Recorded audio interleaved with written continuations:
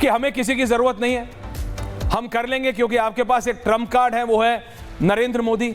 लेकिन बिहार की जनता, आप जानते हैं कि बिहार की जनता बहुत पॉलिटिकली एस्टूट है, वो देख रही है कि बीजेपी किस करवट मोड़ ले रही है। आपने सम्राट चौधरी को पुश करने की बहुत कोशिश की है, बहुत कोशिश की, मैं कह रहा हूं जरूरत से ज्यादा कोशिश की है, बट वो तेजस्वी यादव वाला, चाहे आप कहें पॉलिटिकल ऑरा या फिर चिराग पासवान वाला पॉपुलिस्ट अप्रोच है, वो नहीं ला पा रहे। ये दोनों नेता ऐसे हैं अभी, और ये दोनों युवा हैं, एटलीस्ट पॉलिटिकली स्पीकिंग युवा हैं, राहुल गांधी वाले युवा नहीं बिहार में, कंसिडरिंग द एज फैक्टर, कि दे स्टिल हैव टाइम। वो कहते हैं कि हम बिहार की राजनीति बदलना चाहते हैं। चिराग पासवान आपके साथ हैं, लेकिन बीजेपी क्या completely dependent on prime minister Modi है और उनकी पॉपुलैरिटी है? क्योंकि किसी भी और पार्टी के पास उस ट्रम्प कार्ड का तोड़ नहीं है। सुधांशु जी, ओपनिंग कमेंट्स 60-40। देखिए, भारतीय जनता पार्टी और एनडीए की अप्रोच बिल्कुल डिफरेंट है। हम शॉर्टकट की राजनीति पर विश्वास नहीं करते जो इंडी गठबंधन और कांग्रेस के लोग करते हैं। हम वो हैं जिन्होंने जमीन से शुरू करके एक एक जर्रा इकट्ठा करके, और जिसे कहते हैं कि आज जाकर भारतीय जनता पार्टी का ये व्यापक स्वरूप दिखाई पड़ रहा है। एनडीए पहली गठबंधन सरकार थी भारत के इतिहास की जिसने अपना कार्यकाल पूरा किया था। दूसरे लोग क्या करते हैं, वो शॉर्टकट ले लो कास्टिज्म का, शॉर्टकट ले लो कम्युनल पॉलिटिक्स का, और उन दोनों का एक मिक्सचर ऐसा करके और फिर सत्ता में आने का प्रयास करो। श्री नरेंद्र मोदी जी के रूप में जो हमारा नेतृत्व मिला है, इसमें निश्चित रूप से उनकी अपार लोकप्रियता का हमको लाभ मिलता है। कार्यकर्ताओं का जो परिश्रम है, संगठन की जो व्यवस्था है, और जो हमारी स्पष्ट नीतियां हैं, उसकी वजह से हमारे साथ उत्तरोत्तर लोग जुड़ते हैं। मैं एक छोटा सा उदाहरण बिहार के संदर्भ में कहूंगा। आज हमारे डिप्टी सीएम सम्राट चौधरी जी हैं, इससे पहले रेणुका जी और तारकेश्वर जी थे, उससे पहले डिप्टी सीएम सुशील मोदी थे। ये 4 उप मुख्यमंत्री बिहार में 4 अलग अलग जातियों के हुए। मैं विनम्रता से पूछना चाहता हूं लालू प्रसाद यादव जी का के परिवार का, बाकी जातियां तो छोड़ दीजिए, यादव समाज में कोई दूसरा कभी जरूर मिला ना? जब सत्ता देने की बात आएगी तो पहले लालू यादव जी के जमाने में साधु यादव जी का जोर चलता था। आप याद करिए, जब ये बच्चे छोटे थे, फिर तो पहले मेरा साला, फिर मेरी पत्नी, फिर मेरा बेटा, फिर दूसरा बेटा, फिर मेरी बेटी, अब और दूसरी बेटी। यानी जब जरूरत पड़ेगी तो चाहे पप्पू यादव प्रभावी नेता हो तो उनको टिकट नहीं लेने देंगे। राम कृपाल यादव आपके कितने भी खास रहे हो, अपनी बेटी के लिए आप उनको किनारे कर देंगे। मुझे लगता है कि जनता इस बात को समझती है। अब युवा पीढ़ी युवा हो गई है, उसके युवा होने के साथ साथ जागरूक हो गई है, सूचना क्रांति का दौर आ गया है। तो अब मुझे लगता बहुत सारी चीजें छुपा पाना संभव नहीं है। और अंदर लाइटर नोट पे कहूं कि अगर तेजस्वी यादव जी ये कहें कि मैं सब कुछ ठीक कर दूंगा, तो साहब 15 साल आपकी पार्टी नहीं, आपके परिवार की हुकूमत रही है। पहले आपके पिताजी और फिर आपकी माताजी। आज राहुल गांधी कहे मैं सब कुछ ठीक कर दूंगा, इस देश पे 50 साल में 45 साल तो आपके परिवार ने हुकूमत की है, आपके पिताजी ने, और 10 साल भी आपकी माताजी की। तो मैं ये कहूंगा, इसके लिए उत्तर भारत के गांवों में एक कहावत होती है कि भैया बाप दादे तो कुछ कर ना पाए, अब बिटवा कहता कि हम ये भी कर देंगे वो भी कर देंगे। तो एक कहावत होती है कि बाप न मारिन मेढकी, बिटवा तीरंदाज।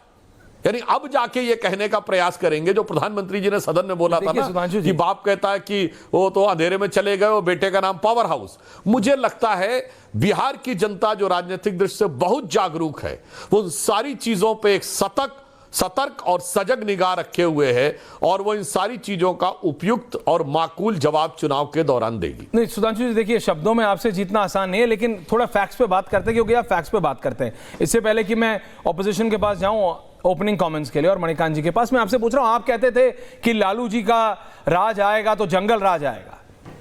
आपकी पार्टी की सरकार है बिहार में, देश में आपकी पार्टी की सरकार है बिहार में, आप ही के नेता को सरेआम मार दिया जाता है। तेजस्वी यादव कहते हैं ये तो मेरे पिताजी की सरकार का नाम खराब करते थे, देखो इन्हीं की सरकार है, इन्हीं के नेता को उसी के घर के बाहर मार दिया। आप पकड़िए, चोर को तो पकड़ेंगे ना, खूनी को तो पकड़ेंगे, लेकिन हो गया ना जो होना था। तो वो कह रहे व्हाट्स द डिफरेंस, कोई फर्क नहीं है। वो कह रहे देखो वो ये कह रहे हैं, देखो इन्होंने अभी इस समय नीतीश कुमार आपके साथ हैं, कल किसके साथ थे, उसके पहले दिन किसके साथ थे, 4 दिन पहले किसके साथ थे नीतीश कुमार के बारे में, ये मेरे को ट्रैक रखना थोड़ा मुश्किल है। लेकिन मैं ये कह रहा हूं, वो कहते हैं कि इन्होंने लिकर बैन किया, लिकर बैन करके इन्होंने ड्रग्स बिहार के अंदर घुसा दी, ये आरोप है। वो कहते हैं लिकर बैन करना था तो कायदे से करना था, और ये रियलिटी है सुधांशु जी कि लिकर बैन किया तो है, लेकिन बिहार का कोई ऐसा जिला नहीं होगा जहां शराब नहीं मिलती है। और इसके बारे में मैं आम आदमी पार्टी के नेता से पूछ लूंगा, क्योंकि supposedly they are liquor experts, but मैं ये प्रैक्टिकली कह रहा हूं आपसे। वो ये कह रहे हैं कि बिहार का कोई ऐसा जिला नहीं है जहां शराब मिलती नहीं है, और अब बिहार में ये केमिकल ड्रग्स आने लगी हैं। तो वो कह रहे हैं ऐसे बैन का क्या फायदा कि बिहार का युवा और बर्बाद हो रहा है। तो वो कह रहे हैं practically Sushasan Babu is over, that is what वो कह रहे हैं, और आपके पास बिहार में नेता है नहीं, ये उनका काउंटर आता है। इस पर देखिए, अगर किसी चीज की स्मगलिंग हो रही है तो इसलिए उस पर बैन हटा देना चाहिए। वैसा ही बचकाना और वाहियात तर्क है कि एंटी थेफ्ट लॉ के बावजूद चोरियां तो हो रही हैं, एंटी डकैती लॉ के बावजूद डकैतियां तो हो जाती हैं, इसके बाद मर्डर दफ़ा 302 के बावजूद मर्डर तो होते हैं, तो इसलिए सब हटा देना चाहिए। मुझे लगता है ये वही लोग कहने का प्रयास करते हैं जिनके दिल के तार कहीं ना कहीं अपराधियों से मिले हुए होते हैं, और अभी आपने उत्तर प्रदेश विधानसभा में भी उसका एक सिग्नल देखा था। अब मैं ये कहना चाहता हूं कि यह आपकी बात सही है, पिछले कुछ महीनों में घटनाएं बढ़ी हैं, मगर ऐश्वर्या जरा इसका एक पूरा व्यापक स्वरूप देखिए तो समझ में आएगा।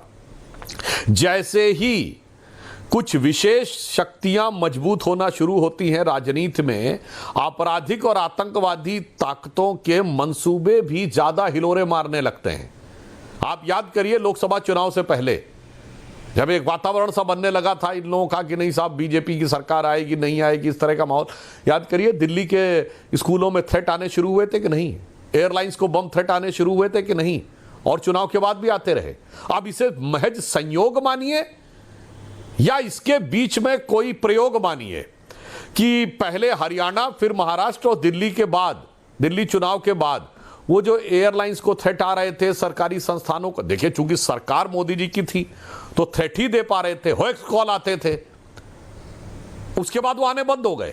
तो अपराधियों का नेटवर्क निश्चित रूप से थोड़ा उसके मन में पुनः एक कॉन्फिडेंस आता है कि कहीं ऐसा तो नहीं ये हो जाएगा, तो उस मौके का लाभ उठाने का प्रयास कर सकते हैं, क्योंकि ये मैंने लोकसभा चुनाव से भी पहले ड्रॉ किया। मगर हमारी सरकार ने बिहार में पूरी दृढ़ता के साथ, कठोरता के साथ, आप पूरे 20 वर्ष का शासनकाल देखिए तो लालू प्रसाद यादव जी के शासनकाल और आज के शासनकाल में जमीन आसमान का अंतर है, और इन अपराधों में भी जो लोग संलिप्त रहे हैं उनके ऊपर प्रभावी कठोर दंडात्मक कार्रवाई होगी। मणिकांत जी, ओपनिंग कमेंट्स। सतीश जी आ रहा हूं, रत्नाकर जी आ रहा हूं, पप्पू जी आ रहा हूं,